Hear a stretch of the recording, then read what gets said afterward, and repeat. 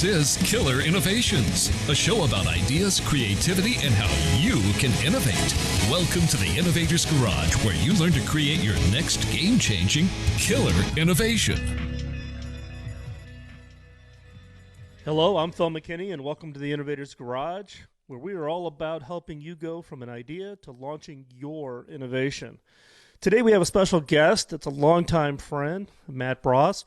Matt and I ran into each other, got to know each other in my previous life when I was at HP. And Matt at the time was the Chief Technology Officer for British Telecom. Matt has a long and distinguished career both at British Telecom, where he led the effort on what was called the 21st Century Network. Prior to that, he was the CTO at Williams. He followed his BT experience, taking on the CTO role at Huawei. And then now he's out there helping startup companies, and actually just recently took the CEO role for a new company. So I'm going to let him explain that. So, hey, Matt, thanks for taking the time out on your Sunday to come join us here on the show. I really appreciate that. Phil, it's great to connect with you, and I appreciate the opportunity. Yes, the new adventure I'm on is a high-tech startup called Compass Networks, Phil, and very much in line with killer innovation. We have invented the first piece of technology where you can land a bundle of fiber directly into a processor. And while at first that may cause people to yawn, the idea of being able to extend Moore's Law, the ability to create what I call virtual silicon and continue the accelerated miniaturization of the computing, communications, and storage technologies is being ushered in with this new genre of technology called IC Photonics from Compass Networks. Now, with that said, Phil, it's been exciting 18 months, and I'm really pleased to be on the show with you today. Yeah, well, this is interesting because last year at Consumer Electronics Show, I was sitting down having lunch with some people, and I got surprised by getting attacked from behind, and it ended up being you, Matt. And what gets me excited about innovation is when you see someone so excited and so passionate, and you pulled up the chair and you pulled out some early work that Compass was working on, showing some of the photonics work.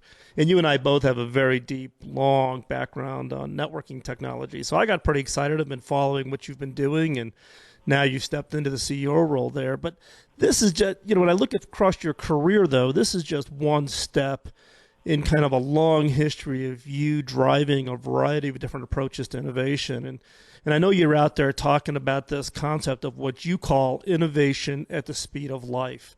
So give us a background.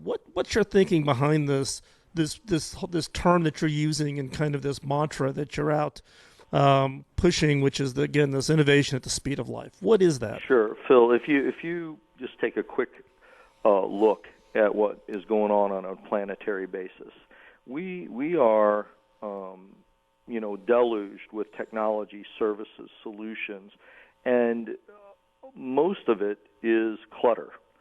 But when you get to what matters, it is those innovations that enhance the quality of life or the success of businesses that we come in contact with.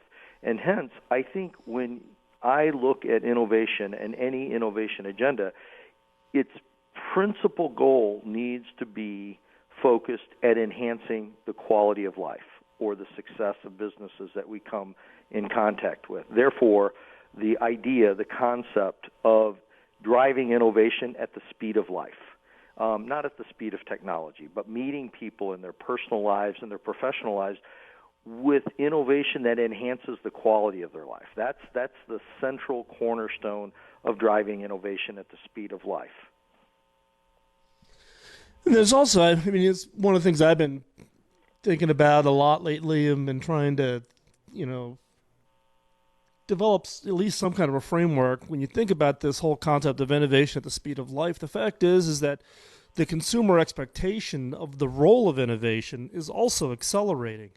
It's no longer about you developing something that's going to impact people's lives. There's almost this pull effect where people are expecting the innovation to be there to solve the big problems that we're facing. Do you agree with that? Are you sensing that also? Phil, for sure. The whether you are in an emerging technology company or in a large multinational trying to drive innovation, the nature of innovating today has fundamentally changed. And what I like to say is that we have to innovate the way we innovate. We actually have to go at the core of innovation. If you look at innovation in the recent past, everything would happen within the boundaries of the payroll of the organization within which you worked. But today, the innovation will necessarily require you to unleash innovation beyond the boundaries of the payroll of your organization. And that means that you have to be collaborative. You have to be you have to look across multiple disciplines. And so I think when you referenced the big infrastructures that we've built, 21st Century Network at British Telecom or the large deliveries of infrastructure from HP, one of the big differences today is that infrastructure cannot move at the same time cycles as customer expectations. And so what can is software. We have to really move away from infrastructure-based innovation to innovations that happen at the speed of life. And that means they are going to be driven increasingly from the use of software-defined networks and network feature virtualization and innovations that take place in software cycle times so that we can actually drive things that enhance the quality of people's lives. The notion of big monolithic infrastructures is actually somewhat broken one. Yeah, and I think it's a good point. And I think, you and I have had this conversation on and off over the years, right, of trying to be the innovation catalyst inside of large organizations. And I love a term that you've coined, which is this whole concept of what we call the innovation straitjacket, right? So you're going to be the innovation change agent inside the large organizations. And as soon as you said innovation straitjacket, I got the mental model. I looked back on my own career, and I'm like, wow, that nails it. Talk a little bit about that whole concept of, or at least share with the listeners a little bit of your perspective. They've heard me pontificate on this across multiple shows, but I'm sure they want to hear at least your perspective of trying to be the innovator inside large organizations. Well, Phil, clearly when you work inside of a large organization, you've got these multiple stakeholders that you're trying to get to align and to enable you to deliver the innovation. And when you start this new role and you're part of this new innovation group, what you don't realize is there's a secret room that they wheel you off to, and there's padded walls, and they slide you into a straitjacket, and they say, now, deliver us a consistent drumbeat of innovation, and let's make sure that the margin contribution out of this is fantastic. And, oh, by the way, you need to make sure that the scale of your innovation out of the chute moves the needle for the company. Hence, innovation from a straitjacket. The idea is that most people driving innovation within large organizations believe the constraints wrapped around them that they're strapped into are the principal barriers to driving the very innovation that the company and the leadership seek. So I think, the approach that we've developed over the years, and I look at is what I call the innovation continuum. You have to really look at innovating the way you innovate within a company. If you invent the most brilliant thing in the world, but you implement it poorly, you wreck the value of what you invented. If you implement it pristinely, but you operate it poorly, you wreck the value. If you productize it in an ill-conceived way, then you wreck the value of the thing that you invented, implemented, and operated. So the idea, Phil, is that to drive long-term and sustainable differentiable shareholder value in organizations and to be that person, that group, and drive that culture, you have to actually look at innovating within each one of the areas within which your business operates. You have to innovate in the invention part of the business, in the implementation, in the operation, in the productization, and the go-to-market, and even the financial model. When you innovate within each one of those areas and throughout them, you have the ability to now start creating a culture of innovation. You have the ability to drive long-term and sustainable differentiable shareholder value, which begets the investment in innovation that you will seek. So you have this kind of virtuous cycle. Then the challenge, Phil, is having the perseverance. Hey, Matt, we're going to have to take a break here real quick. We're going to jump off. We got to pay some bills here with some of the sponsors. So stay right there. We'll be right back with Matt Bross. And I'm Phil McKinney. This is Killer Innovations on the BizTalk Radio Network.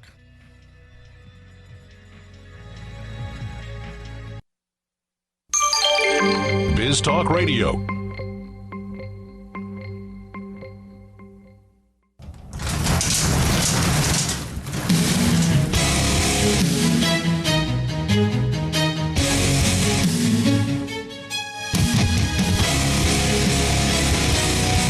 This is Killer Innovations, a show about ideas, creativity, and how you can innovate. Welcome to the Innovator's Garage, where you learn to create your next game-changing killer innovation. I'm Phil McKinney, and welcome back to Killer Innovations. If you're just joining us, our guest today is Matt Bross. Matt and I have been friends for many, many years. Matt is the former CTO at Williams Communications, which is now known as Level 3. CTO at British Telecom. He went on to become the CTO at Huawei, the Chinese equipment manufacturer. And most recently, he took on the chairman and CEO role at Compass Networks. And Matt, let's pick up where we left off. But before we do that, first of all have to apologize. Radio can be somewhat of a little bit of a struggle, given that we have those hard breaks for the commercial breaks. You were talking about the innovation continuum, and I think this is just such an important concept. I want to pick up where we left off, or actually feel free to rewind and let's go through that whole concept of what you refer to as that innovation continuum. Well, Phil, thanks. We started the discussion with the notion of innovation from a straitjacket, and often what people find themselves is wrapped up in the bureaucracy of their large organization trying to manage multiple stakeholders. And what I've found is that there are two elements that can help pierce that bureaucracy. One is what I call the innovation continuum, and the innovation continuum is simply a model that, when implemented, you can enable your organization to drive that long-term, sustainable, differentiable shareholder value that they seek. And the concept of the innovation continuum says that you, as the innovator, have to really innovate the way you have done innovation. You've got to look at the areas that your business operates and innovate within each one of them. As I was saying, that oftentimes people think when they come out with a new product that product itself is the innovation. But in fact, if a company is coming out with a new product contemporaneously and they're driving new implementations of it more quickly, they're operating it better, they're getting it to market in more creative and effective ways. These innovations in the implementation, operation, and go-to-market can wrap around that central product and actually cause you to be much more competitive. This is where you create standout innovation within large organizations, is knowing that you need to innovate within and throughout that continuum within you, the one that you work in. Now, the second concept, Phil, is around an innovation dividend. How do you measure? How do you quantify? This can be so difficult to get at. What is the quantifiable benefit of the innovation that you're driving from your organization or from your team? And so, I'd like to give a couple of minutes on that innovation dividend piece as a way to measure and quantify so that you can actually take back into your organization the investment that is required to sustain the innovation. These two things work in a virtuous cycle such that you can unwrap that straitjacket and actually get fully animated and start building that culture of innovation so many people desire in their organization. Yeah, and I think the whole issue of the innovation dividend is critical, particularly in large organizations, right? I could probably write a whole book on how to try to convince senior executives, particularly the CFO, on the value return from the innovation investment. And a lot of people out there believe that there's no way to measure it. It's kind of this black art, I'd yell BS on that. You've got to find a way to measure it. So why don't you go ahead and share your thoughts on the innovation dividend and what you found on your side, and then I can also contrast it with my own experience. Well, Phil, what I found is that if you are working in the innovation organization, you are rarely accountable for the actual implementation and operation of it. So what you have to do is build alliances with those organizations. And the innovation dividend, I'll just give you an example at British Telecom. What we did was we created a set of innovation calendar of possibilities. And this was done by the internal team. The next, we had our innovation calendar of demand. And when something went on the calendar of demand, there was a business owner that was sponsoring a kind of a 10-page innovation document around what could we do together. Then the third stage was to take that to a rapid prototype using agile development, whereby you had a business owner that was on the journey with you, but now they wanted to really see what was the impact of the existing system estate. How would we get it into the channel? How would it actually piggyback on the existing portfolio? Well, here I'm going to draw a bright line. What we did, and quite successfully I'll say, is that we created this concept of measuring the 3-year forward-looking impact as signed off by that business unit. When that business unit or when that business owner said, I want to take this into development, into the market, you then had internally came up with this innovation potential vision statement. You did your 10-pager that actually captured the investment from the line of business, and then ultimately you got a business sponsor that took this into the development cycle, the delivery cycle, the channel in your organization. And so what we were able to do is introduce this structure called the innovation dividend, and it was the 3-year forward-looking impact as signed off by your business unit partner that said, we think this is going to be the impact to the business by this innovation. And what happened when you started to actually accumulate those together, you could quantify and measure the impact on the P&L, on the line of business that you were working with as a result of the innovation agenda that you were driving within your organization. And so this is the innovation continuum is balanced out by being able to measure the impact of that innovation. And when you put these two together, I think you position your company to drive long-term, sustainable, differentiable shareholder value, and as we started the discussion out, really driving innovation at the speed of life, not at the speed of technology. That's a great point. When we come back, we're going to take another quick commercial break here. When we come back, what I'd like to talk about, you have a unique position, the fact that you've worked as a CTO role with a number of large organizations, Williams in the U.S., British Telecom in the U.K., and Huawei in China. And there's been this contrast or discussion about what does innovation look like in different parts of the world. So when we come back, I'd like for you to think about answering that question: is how do you contrast innovation between the different companies in different regions of the world that you've involved in?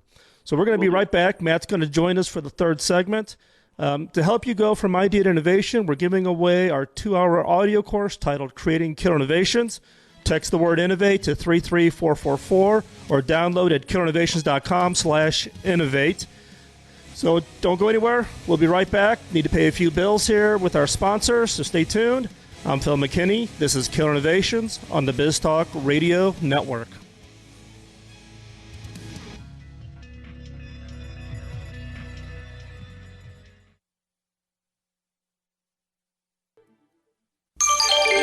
BizTalk Radio.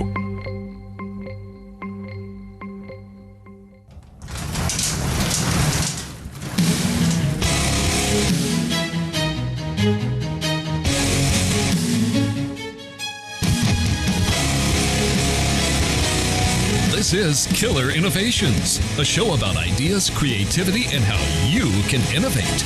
Welcome to the Innovators Garage, where you learn to create your next game-changing killer innovation. Welcome back to Killer Innovations. I'm your host, Phil McKinney. We're going to pick up where we left off at the last segment. So, Matt, the question I left you with was, how would you contrast innovation between the U.S., the UK, and China, given that you've been an executive in leading companies in each of those countries? Is it the same? Is it radically different? What's your perspective? So, Phil, in some ways it's the same. I'll start with the differences. If you look at today, innovation in China, China is awash with capital looking for places to go. And in China, the principal interest in innovations seeking that capital really need to exploit the Chinese market first. And so in China, the access to capital is very high. The interest is to drive innovations in the local market there and then bring them outside of China. If I flip over to the U.S., while access to capital is very high in the U.S., the principal difference is for good ideas, but the principal difference is U.S. looks often to how do you exploit that investment on a global basis. How are you going to access the global markets with it? And it starts generally with a more global view than with a U.S.-centric view. And then if I take the U.K., I find the access to capital in the UK is much more constrained, and the ability to drive innovations, while many brilliant things have come out of the UK. We had over 14,000 patents at BT, some of the very original source patents on miniaturization of components for mobile devices, and so on and so forth. But the fact of the matter is that the access to capital for UK innovations is more constrained than it is in China, and in the U.S. That's just kind of one cut through it, Phil. But if you look at it from the people that innovate, I find them very similar across the planet. You have people who really exhibit a passion for what they're doing, a persistence that is uncanny. They get behind an idea and they drive it, and they take personal accountability, personal commitment to it. And so I find that those attributes of entrepreneurs thinking about, taking an idea that they have and making it big to be, one common across the people that I've worked with in China, in the U.S., and the UK, where they're intensely persistent. They're very persuasive, and they are personally committed to what they're doing. These kind of three core attributes you find common across innovation, whether it's in China, the UK, or the U.S. Well, what about the issues around the challenges of the senior leadership team? Do the senior executives think differently? Because you were basically back to your concept of innovation straitjacket. Was the straitjacket a different color depending on the country, depending on who you were reporting to? Did the senior executives? I think that if I took a cut through it, Phil, by talking about trust models, in the U.S., for example, if you are placed into a role to drive innovation, the trust model that you're going to do that is from whatever the sphere of influence, whatever the budget and the control, you're going to be driving that. And I think the strings on the straitjacket are slightly less tightly pulled. If you go to China, what you see is a trust model whereby you have a role to drive innovation, but until you do step one first, or step two, or step three, it increases. Kind of just imagine a set of concentric circles that you step out from the middle. So when you talk about it from a senior executive perspective, yes, in the U.S. and to a large part the U.K., when you take that role, you are expected to operate across that role and are in a trust circle that starts at the outer concentric circle, and if you don't deliver, gets smaller. In China, one of the models, it's really inverse in that you have a role and you need to deliver on the first step, maybe the smallest step, and then it's increased out to where you can have massive influence on innovation within your organization.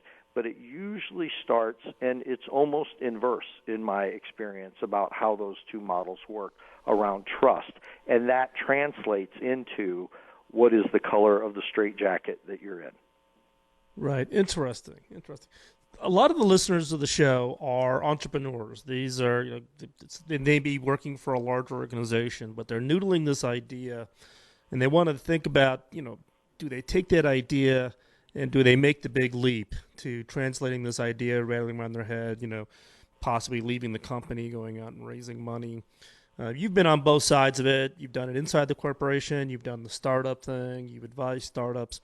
What would be two pieces of advice that you would give to an entrepreneur who's thinking about taking an idea that they have and making that big leap to turn it into something real? What would be the two pieces of advice you would give to that entrepreneur? Well, I would tell them a good read. I would tell them to take a look at Bill Bryson's book, A Short History of Nearly Everything, and as he references the 5 stages of innovation, it's actually an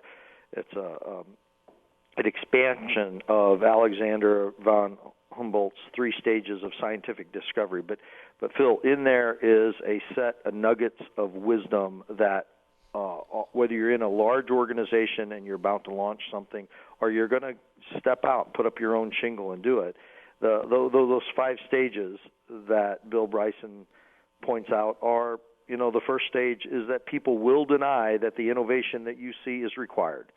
The second stage is that if it by some chance is required, people will deny that the innovation will be effective. The third stage, which I find these to be just profoundly correct, is that even if it's required and effective, people will deny that your innovation is really that important. Should it be required, effective, and important, people will ultimately deny that the innovation will justify the effort required to adopt it. These 4 stages, every innovator within an organization or putting up their own shingle are going to be faced. Then the 5th stage. This is when people accept and adopt the innovation, enjoy its benefits, and attribute it to people other than the innovator. And so painfully so, they deny the existence of stages 1 through 4. So knowing what you're getting into, that you, as I said earlier, and I probably would answer the second half of this, Phil, by being you have to be personally committed, whether it's inside or outside with your own shingle. You have to be very persuasive about it, and you've got to, above all, be persistent, because the most significant innovations don't happen overnight. If you understand anything about them, they're generally conceived and driven and nurtured and worked hard on for a long period of time before you see the fruits of that effort. So those would be my I agree. Be well read and be persistent, be persuasive, and be personally committed to it. Perfect. Those are great examples. So, Matt, if people want to follow you and what you're up to, what's the best way they can find you? Well, Phil, do a lot of speaking engagements around. I would encourage people. I'm involved with the East-West Institute, which is a global think tank working on matters of cybersecurity, bringing together the cyber powers around the planet to really start to put in place a taxonomy whereby we can collaborate more meaningful in cyber engagements between nation states and with NGOs and corporations around the world. So you can find me at East West Institute speaking engagements specifically on cyber activities, and I am matt.bross10 at gmail.com. Welcome any follow-up on the call. And Phil, I'm so grateful for the opportunity to reconnect and talk a little innovation with you today. Great. Thanks, Matt. Stay right there. Be right back. We've got a killer question in the last segment of the show. You don't want to go anywhere. I'm Phil McKinney, and you're listening to Killer Innovations on the BizTalk Radio Network. The opinions you hear on BizTalk Radio are those of the hosts, callers, and guests, and do not necessarily reflect those of this station, BizTalk Radio, its management, or advertisers. The information on BizTalk Radio does not constitute a recommendation, offer, or solicitation to buy or sell any product or service. If you have any questions about BizTalk Radio, contact us at 817-274-1609 or at biztalkradio.com.